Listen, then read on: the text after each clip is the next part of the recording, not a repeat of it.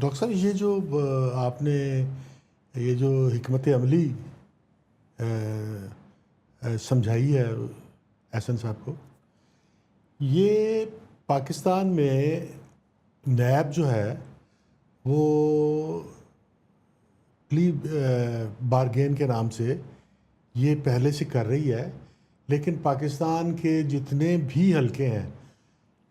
Political حلقے، social حلقے، legal حلقے اور سارے جو سوسائٹی ہے، اس بات پر بہت کرٹیکل ہے، بہت تنقید کر رہی ہے کہ یہ نیب نے جرائم کو فروغ دیا ہے، کیونکہ بیوروکریسی میں جو کرپشن ہے اس سے کم نہیں ہوگی، بلکہ وہ اس سے انکریج ہوں گے، اس سے ہمت افزائی ہوگی ان کی، اور اس سے جو ہے وہ جرائم پھیلیں گے۔ تو آپ بھی وہی کر رہے ہیں، تو اس پہ جو جنرل کرٹیسزم ہے، میں اپنی ذاتی رائے ابھی نہیں دے رہا، لیکن جو پوری قوم کا متفقہ، پاکستانی قوم کا جو متفقہ اوپینین ہے کہ یہ جو طریقہ کار ہے یہ جرم کو اور امبیزلمنٹ کو اور رانگ ڈوئنگ کو اور بیڈ ایڈمنسٹریشن کو جو ہے یہ آپ بڑھاوا دے رہے ہیں، اس میں اضافہ کر رہے ہیں۔ جی اچھا، بظاہر ایسا ہی لگتا ہے، لیکن جو پلی بارگین ہے اس میں یہ معاملہ یوں طے پاتا ہے کہ سودے بازی ہو جاتی ہے، اور اگر کسی نے 10 کروڑ یا 10 ارب روپے کا نقصان کیا ہے تو وہ 1 ارب دے دے، اور اس کے بعد وہ فارغ ہے اور وہ باعزت بری ہے اور جو مرضی کرتا پھرے۔ نہیں، یہ وہ چیز نہیں ہے، اس میں یہ ہے کہ نقصان پورے کا پورا جو کیا تھا وہ پورے کا پورا واپس کرنا ہے، اور زیادہ تر نقصان چونکہ پچھلے 5 سال میں انہوں نے کیا ہے تو پچھلے 5 سال میں 80% نقصان تو وہ کور کر دیں گے، لیکن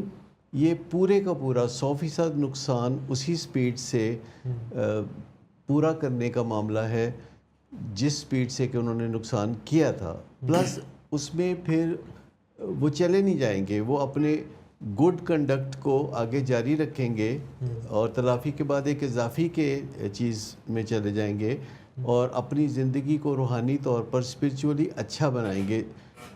جو پلی بارگین ہے وہ ایک پریشر کی وجہ سے ہوتی ہے، ایک ایسا ریاستی دباؤ ہوتا ہے جس کی وجہ سے لوگ کرتے ہیں، جبکہ یہ جو آؤٹ آف کورٹ سیٹلمنٹ کی بات میں کر رہا ہوں، جبکہ آربیٹریشن میں آپ آؤٹ آف کورٹ سیٹل کرتے ہیں معاملہ، جس کو کہ بہت اپریشیٹ کیا جاتا ہے ساری دنیا میں، یہ ایک مختلف معاملہ ہے جس میں یہ کوئی ریاستی دباؤ یا کوئی چیز نہیں ہے، بلکہ آپ اس بندے کے ساتھ جو بات چیت کرتے ہیں اسے آپ اچھا انسان بننے کے لیے کہتے ہیں، آپ اسے کچھ پیسے لے کے واپس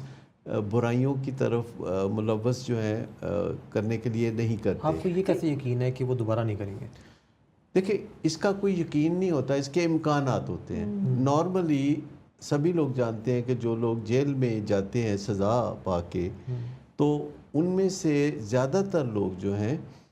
وہ جیل سے مجرموں کے ساتھ تعلقات بنا کے باہر نکلتے ہیں اور آ کے تو بڑی وارداتیں کرنے لگتے ہیں، اور بہت کم لوگ ہوتے ہیں جو اپنی